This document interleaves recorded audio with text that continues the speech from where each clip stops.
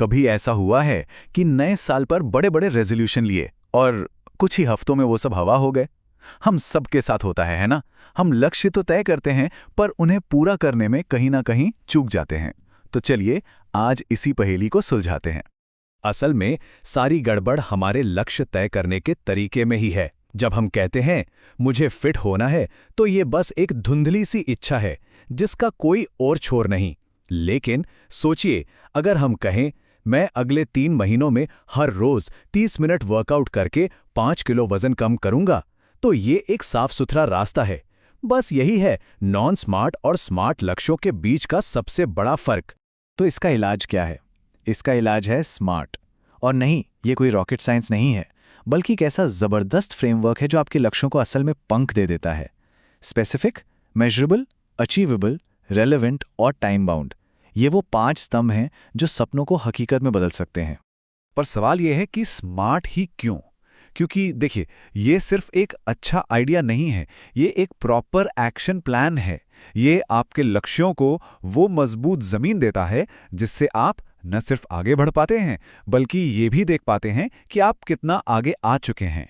ये कंफ्यूजन को हटाकर बिल्कुल साफ तस्वीर सामने रखता है। आप स्मार्ट फ्रेमवर्क को एक जीपीएस की तरह समझ सकते हैं जो आपको आपके स्टार्टिंग पॉइंट से सीधे आपकी मंजिल तक ले जाता है। तो चलिए इस मैप के हर हिस्से को थोड़ा और करीब से देखते हैं और समझते हैं कि ये काम कैसे करता है। तो हमारी इस यात्रा का पहला पड़ाव है एस, और एस का मतलब है स्पेसिफिक, यानी लक्ष्य बिल्कुल साफ और सीधा होना चाहिए। जैसे मुझे और पैसे कमाने हैं कहने की बजाय अगर कहा जाए मैं अगले 6 महीनों में फ्रीलांस राइटिंग के जरिए हर महीने 10,000 रुपए अतिरिक्त कमाना चाहता हूं। देखा आपने कितना क्लियर है? जब लक्ष्य स्पेसिफिक होता है ना, तो दिमाग को पता होता है कि उसे आखिर करना क्या है।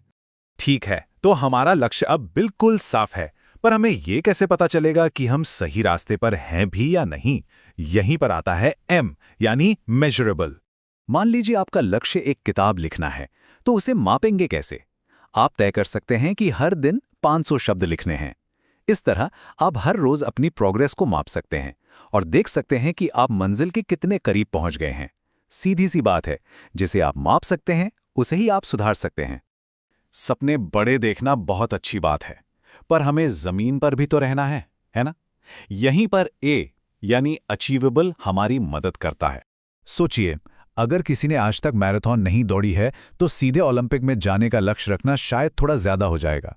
बेहतर है कि पहले 5 किलोमीटर दौड़ने का लक्ष्य बनाएं, फिर 10 और फिर धीरे धीरे आगे बढ़ें।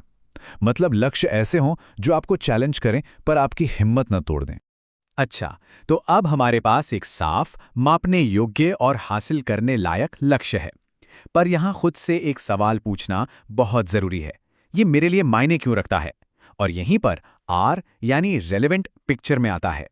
अगर किसी का बड़ा सपना एक सफल लेखक बनना है तो स्पेनिश सीखना एक अच्छी स्किल हो सकती है, पर शायद ये उसके मुख्य लक्ष्य के लिए उतना रेलेवेंट न हो।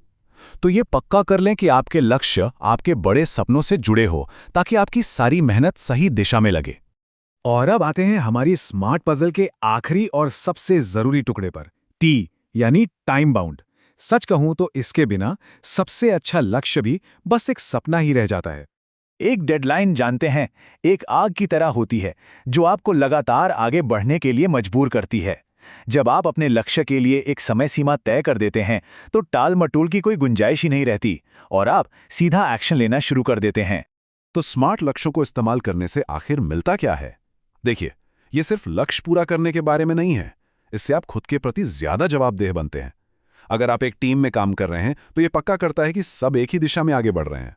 और सबसे जरूरी बात, ये आपको अपनी प्रोग्रेस ट्रैक करने में मदद करता है, जिससे मोटिवेशन बना रहता है। चलिए इसे कुछ असल दुनिया के उदाहरणों से समझते हैं।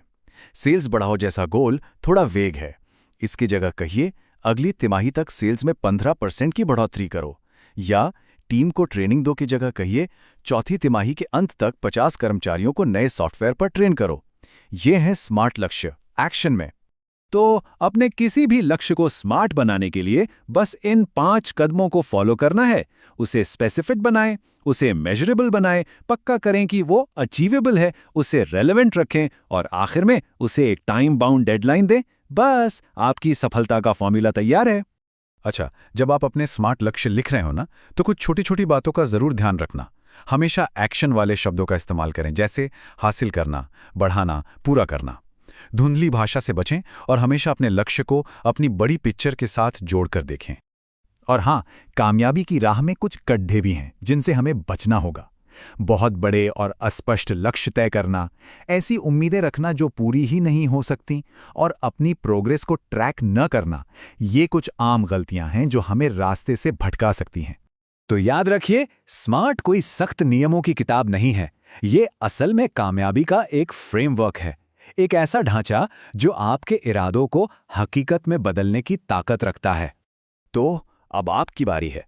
जरा सोचिए, आपका वो कौन सा एक सपना है जिसे आप आज एक स्मार्ट लक्ष्य में बदलेंगे? सोचिए, उसे लिखिए और उसे हकीकत बनाने की दिशा में अपना पहला कदम उठाइए। आपकी कामयाबी की कहानी आज से शुरू होती है।